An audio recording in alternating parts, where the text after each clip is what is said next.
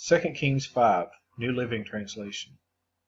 The king of Aram had great admiration for Naaman, the commander of his army, because through him the Lord had given Aram great victories. But though Naaman was a mighty warrior, he suffered from leprosy.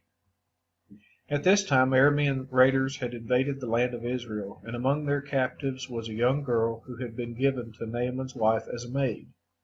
One day the girl said to her mistress, "I wish my master would go to see the prophet in Samaria. He would heal him of his leprosy." So Naaman told the king what the young girl from Israel had said. "Go and visit the prophet," the king of Aram told him. "I will send a letter of introduction for you to take to the king of Israel." So Naaman started out, carrying as gifts 750 pounds of silver, 150 pounds of gold, and 10 sets of clothing. The letter to the king of Israel said, "With this letter I present my servant Naaman. I want you to heal him of his leprosy." When the king of Israel read the letter, he tore his clothes in dismay and said, "Am I God that I can give life and take it away? Why is this man asking me to heal someone with leprosy? I can see that he's just trying to pick a fight with me." But when Elisha, the man of God, heard that the king of Israel had torn his clothes in dismay, he sent this message to him: "Why are you so upset? Send Naaman to me, and he will learn that there is a true prophet here in Israel." So Naaman went with his horses and chariots and waited at the door of Elisha's house. But Elisha sent a messenger out to him with this message: "Go and wash yourself 7 times in the Jordan River. Then your skin will be restored, and you will be healed of your leprosy." But Naaman became angry and stalked away. "I thought he would certainly come out to meet me," he said. "I expected him to wave his hand over the leprosy and call on the name of the Lord his God and heal me. Aren't the rivers of Damascus, the Abana, and the Pharpar better than any rivers of Israel? Why shouldn't I wash in them and be healed?" So Naaman turned and went away in a rage. But his officers tried to reason with him and said, "Sir, if the prophet had told you to do something very difficult, wouldn't you have done it? So you should certainly obey him when he says simply, 'Go and wash and be cured.'" So Naaman went down to the Jordan River and dipped himself 7 times, as the man of God had instructed him. And his skin became as healthy as the skin of a young child, and he was healed. Then Naaman and his entire party went back to find the man of God.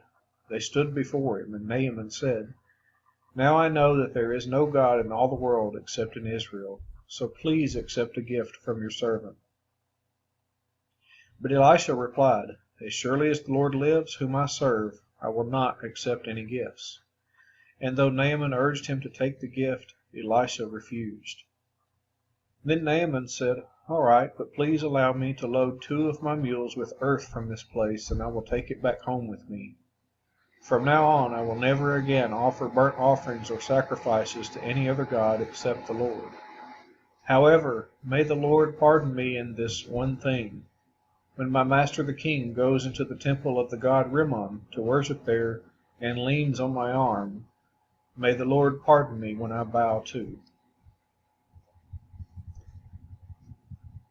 "Go in peace," Elisha said. So Naaman started home again. But Gehazi, the servant of Elisha, the man of God, said to himself, "My master should not have let this Aramean get away without accepting any of his gifts.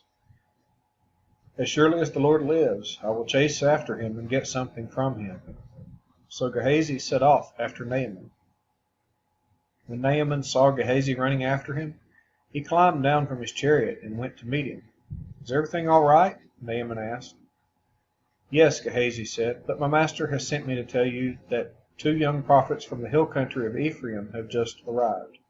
He would like 75 pounds of silver and 2 sets of clothing to give to them." "By all means, take twice as much silver," Naaman insisted. He gave him 2 sets of clothing, tied up the money in 2 bags, and sent 2 of his servants to carry the gifts for Gehazi. But when they arrived at the citadel, Gehazi took the gifts from the servants and sent the men back. Then he went and hid the gifts inside the house. When he went in to his master, Elisha asked him, "Where have you been, Gehazi?" "I haven't been anywhere," he replied. But Elisha asked him, Don't you realize that I was there in spirit when Naaman stepped down from his chariot to meet you? Is this the time to receive money and clothing, olive groves and vineyards, sheep and cattle, and male and female servants? Because you have done this, you and your descendants will suffer from Naaman's leprosy forever." When Gehazi left the room, he was covered with leprosy. His skin was white as snow.